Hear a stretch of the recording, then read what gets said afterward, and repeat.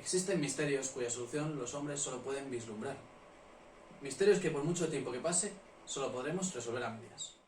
Bienvenidos supervivientes, soy Ángel y esto es El Último Búnker. Hoy tenemos la reseña de Drácula.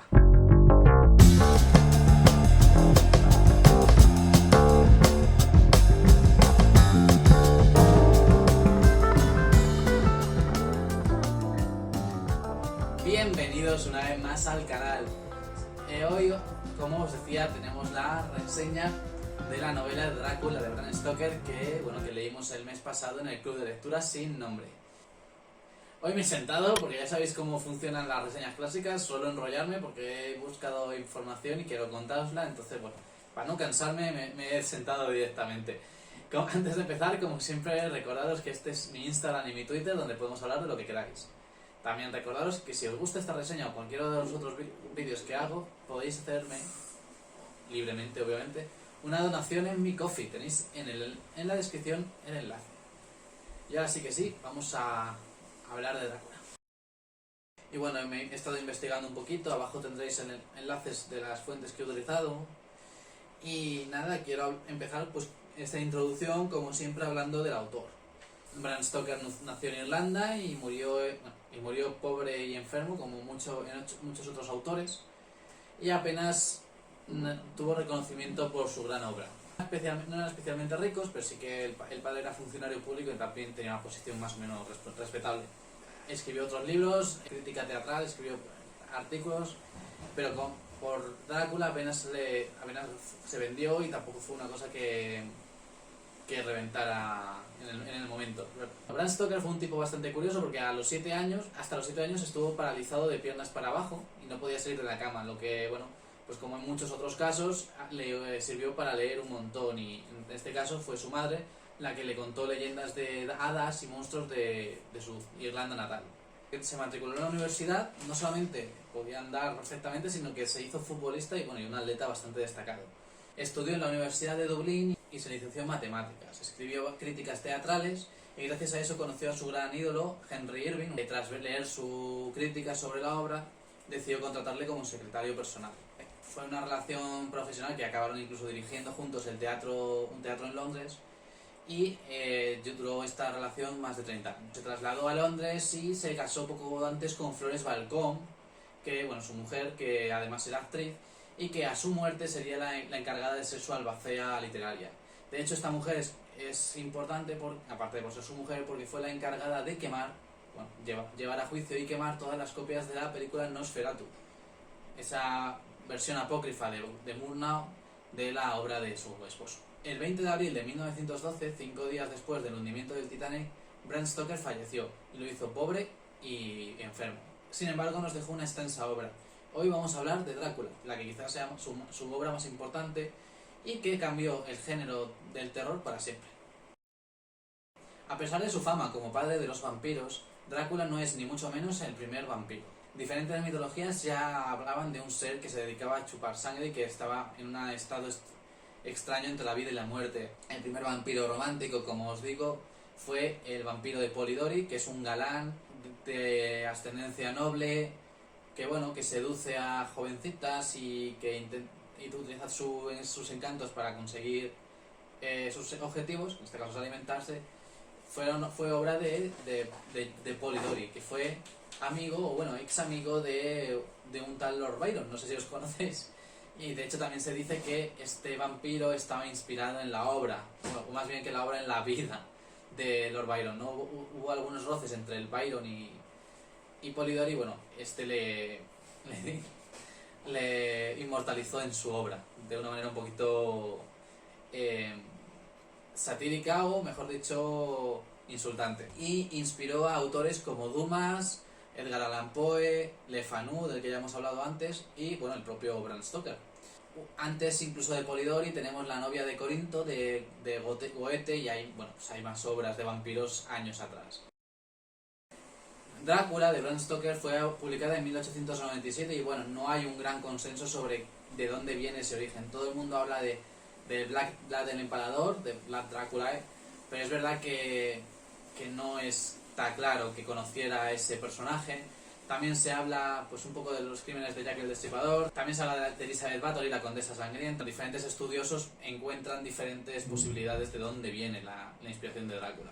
Por otro lado, como ya os he medio comentado, se cree que puede ser una respuesta al Carmila de Le Fanu, que en el caso de Carmila nos habla de una vampiresa, que sería como el vampiro de Polidori, ¿no? Una vampiresa de alta cuna, pues eso, más relacionado con la literatura romántica, y que seduce a otras mujeres y se alimenta de ellas.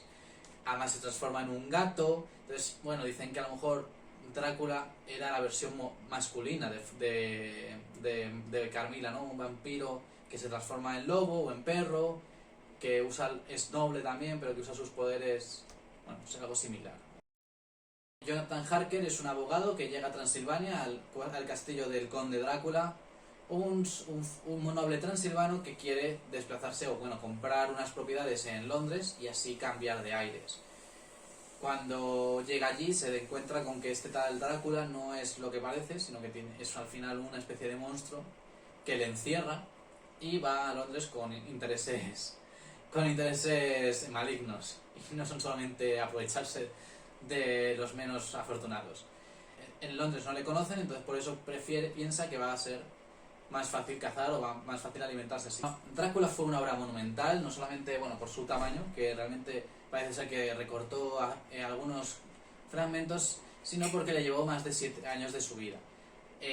Hizo muchas versiones de ello y se cuenta que hay más de 100 páginas de anotaciones. Bram Stoker investigó muchísimo, hizo muchas notas y también diferentes versiones de la que al final llegó.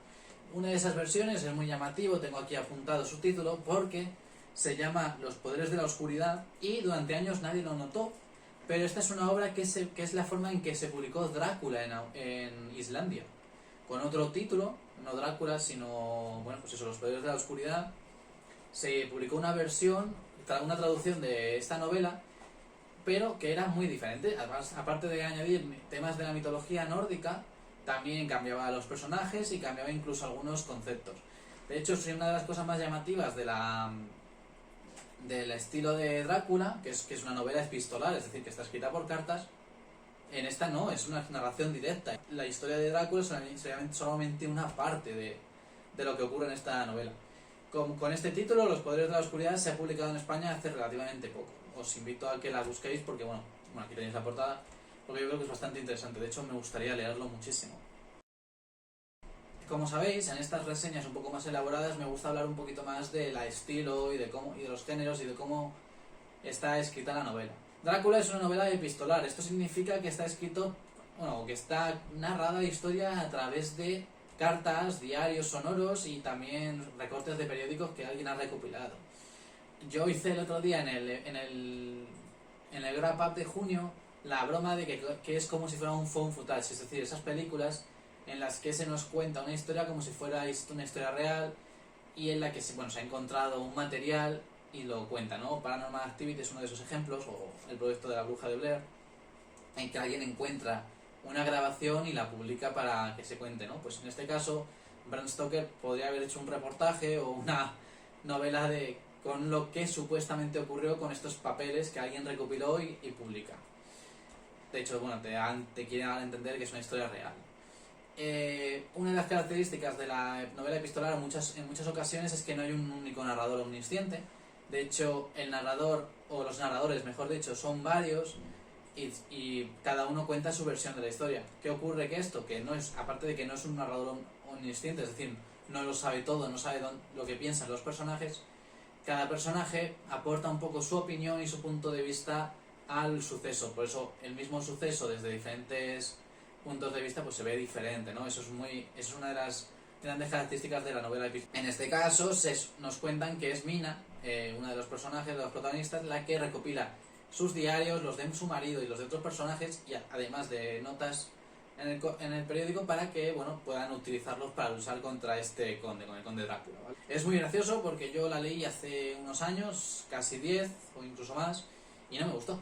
Y precisamente lo que no me gustó es que no era una novela escrita en estilo directo, que contaba el narrador lo que ocurría, sino que eran trozos de lo que ocurría, claro, entre carta y carta o entre escena y escena hay huecos y no se sabe qué pasa en esos huecos y te tienen que decir, pues sí, ha pasado esto, pero bueno, no es importante, pero no es como el narrador que te cuenta lo relevante, aquí parece que siempre te están dejando algo fuera.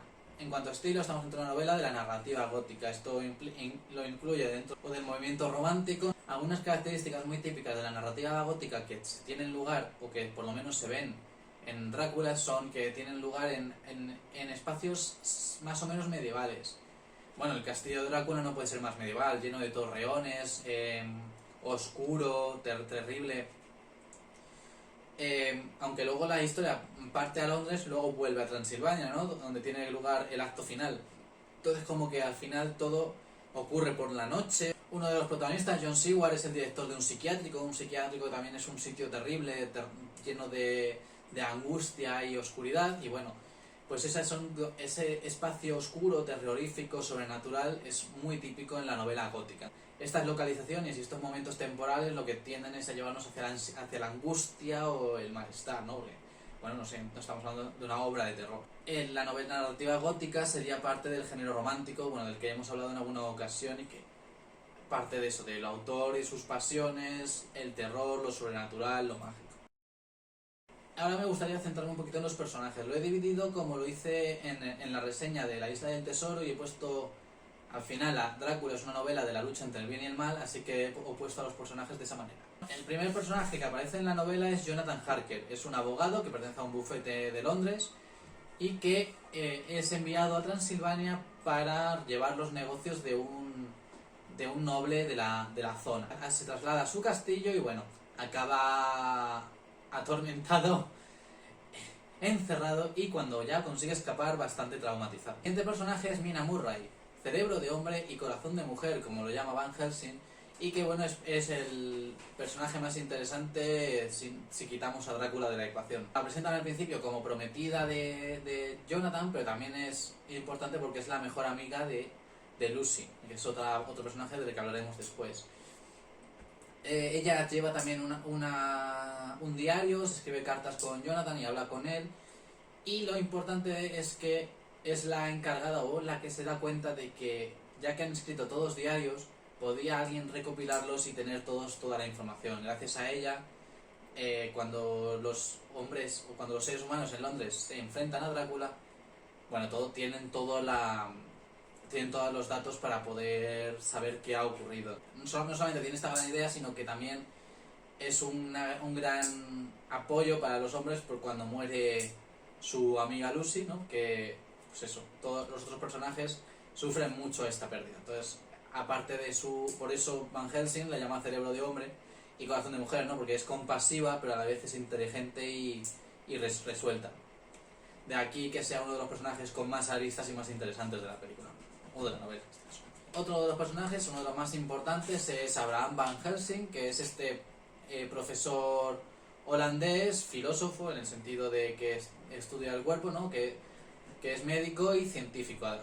Bueno, a Van Helsing le llama John Seward cuando se dan cuenta de que Lucy, que Lucy está teniendo una serie de...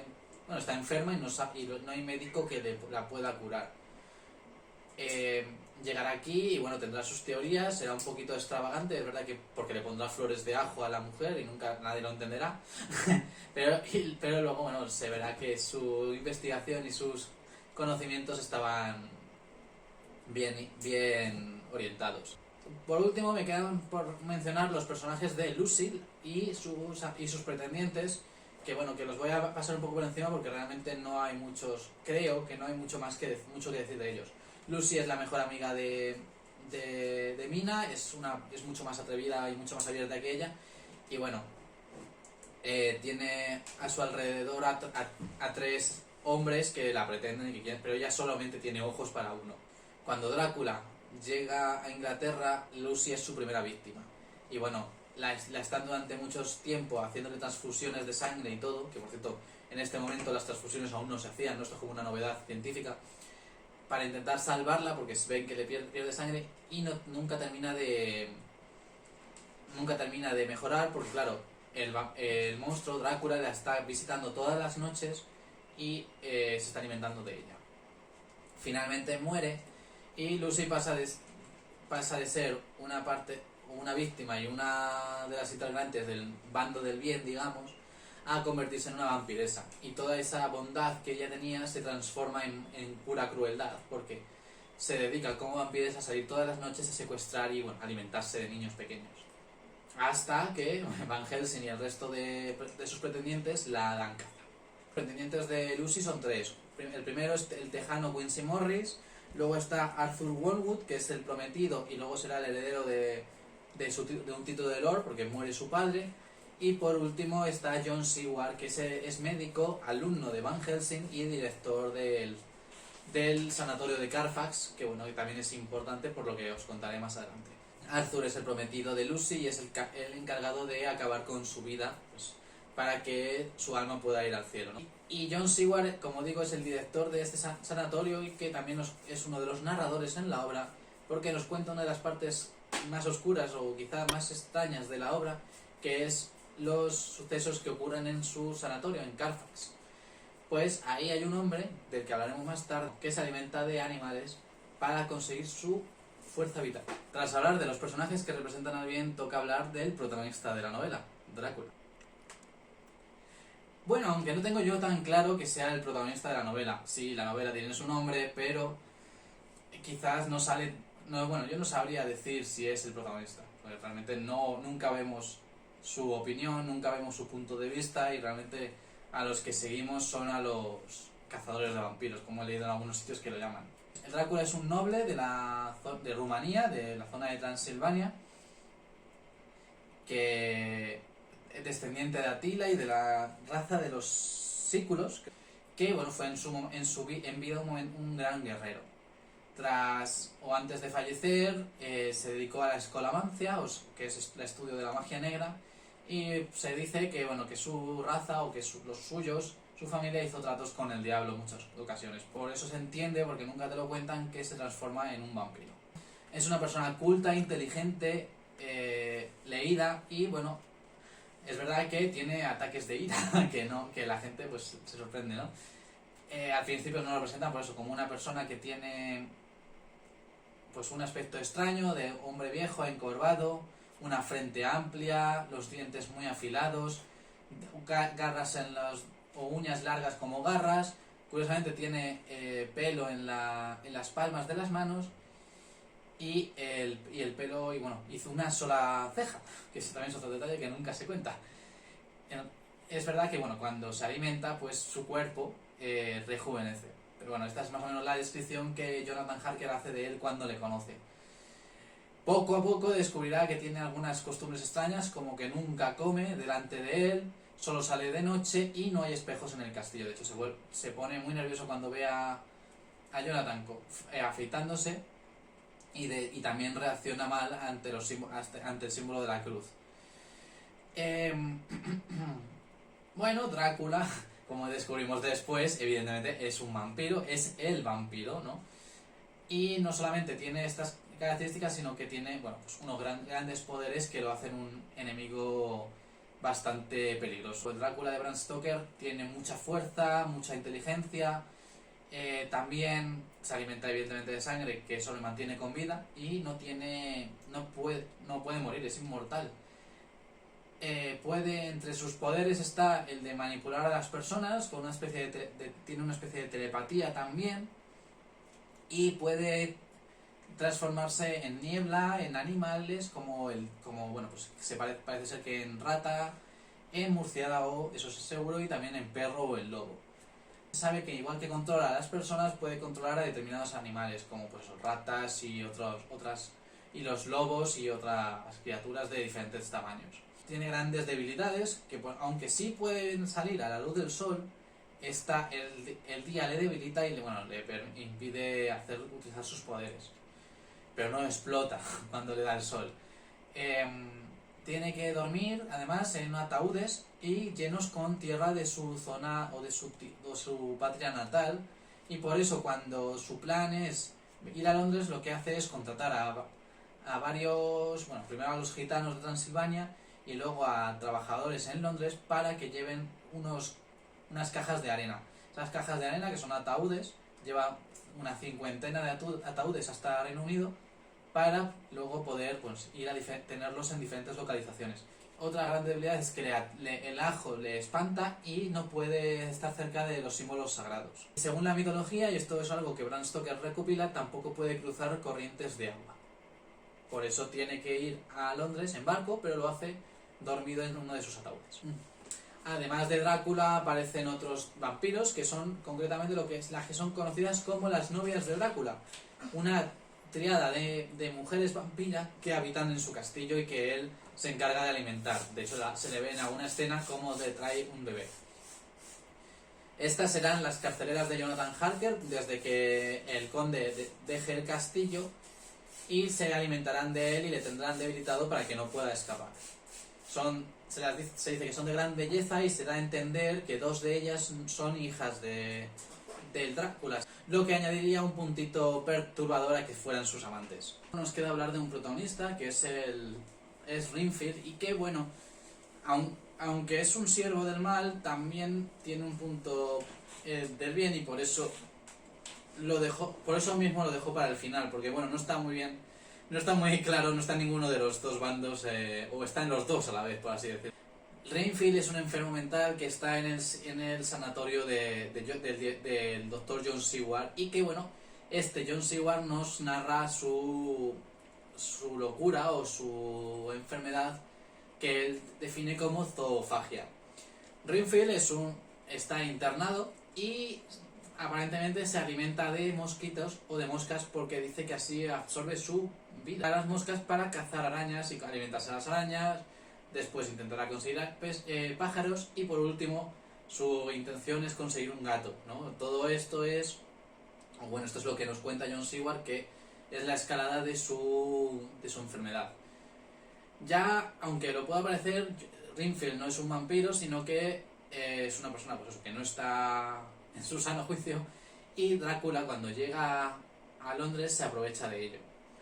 Le domina o le controla y le obliga a ayudarle, diciéndole que él, a cambio de sus servicios, le transformará en un vampiro y podrá alimentarse de seres humanos, ¿no? Que será literalmente convertir su locura en realidad, ¿no? En que sí se alimentará de gente para absorber la vida. Renfield es un poco infantil en algunas ocasiones, en otras tiene ataques de ira que bueno, utiliza para intentar escapar en varias ocasiones. Aparte de con John Seward, Renfield hablará con Van Helsing, y en un momento concreto también hablará con Mina, que va a ser la siguiente víctima de Drácula. En el momento que la ve, bueno, pues no sé si porque queda prendado de su belleza, o la ve y piensa que no merece ser víctima, se arrepiente y sale en parte del control de Drácula, y les dice o les cuenta lo que va a ocurrir. Pone a los protagonistas, o a los buenos, en aviso de lo que va a ocurrir. Debido a eso, Drácula le mata. Aunque no lo hace bien, ¿no? Le deja medio muerto, y Van Helsing puede mantenerle con vida lo suficiente posteriormente para que le cuente todo su plan. Por esta traición a Drácula y ayudar al bando del bien es por lo que en parte no sé muy bien cómo clasificar a Renfield. ¿Es un villano? ¿Es un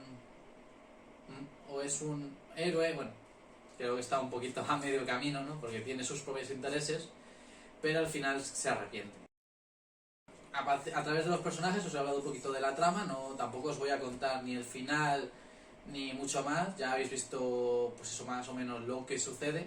Y la obra se divide más o menos yo la divido más o menos en 3 partes. La primera parte, en la que Jonathan está en Transilvania, que a la vez se nos presenta, es la introducción, se nos presenta a los personajes, tanto a Jonathan como a Drácula, como a Mina y a Lucy y a sus pretendientes en Londres.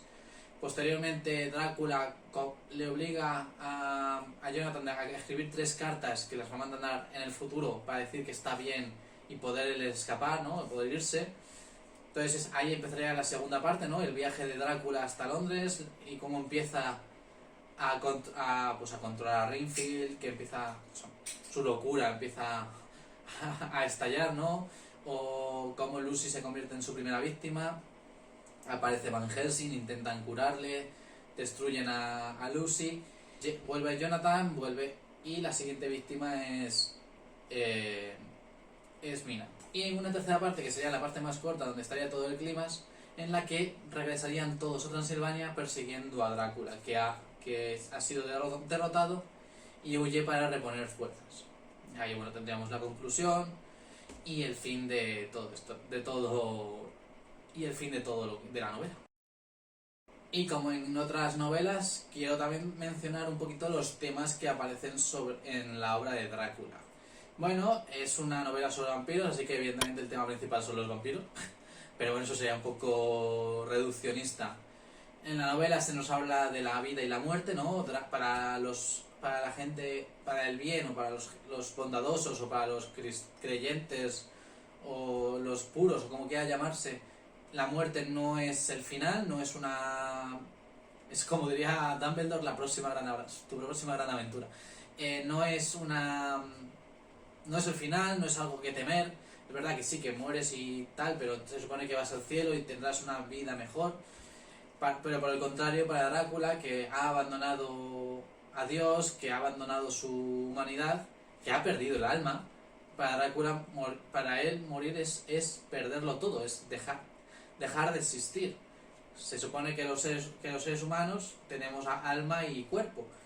Cuando el alma muere, bueno, cuando el cuerpo muere, el alma muere. En el caso de Drácula, lo que muere es el alma y el cuerpo permanece. Por eso se habla de ser un no muerto. Entonces, bueno, a él le teme a la muerte porque significa dejar de existir.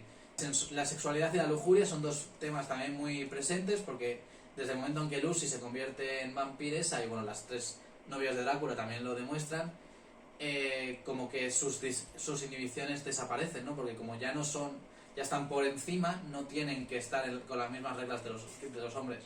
Obviamente también es un tema necesario, también importante, la religión. Drácula teme a los símbolos sagrados. Cuando Lucy o Mina son mordidas por Drácula, los símbolos les provocan rechazo también. De hecho, a Mina una hostia consagrada le genera una cicatriz en la frente. Al final, esto también es un poco la lucha entre Dios y el diablo, aunque no sea... Drácula es una especie de agente del diablo, de agente del mal.